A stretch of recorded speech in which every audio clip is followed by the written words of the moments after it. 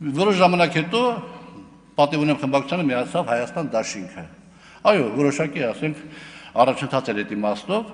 եւ մենք էլ ասենք բանակցությունների մեջ ենք, որ միանանք կամ չմիանանք եւ այլ եւ այլ։ Այո, մենք հայտարարել ենք, որ մենք չենք խոչընդոտի։ Դա ինչ է նշանակում։ Մենք չենք խոչընդոտի, որ եթե գա մի հատ X պահ,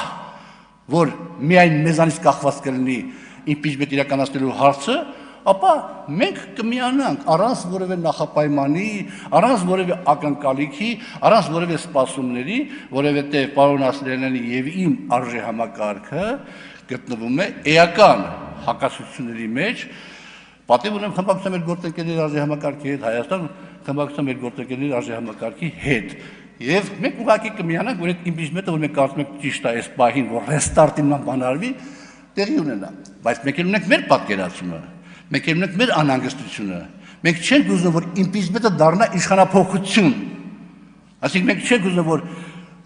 մեր նաև օգնությամբ հանրապետական կուսակցությունը, պատիվ ունեմ խմբակցությունը,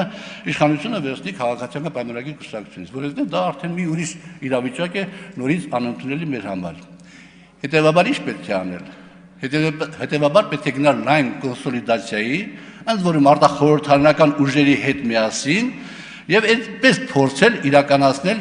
impeachment-ի գաղափարը։ Մեր տեխնացիով, թե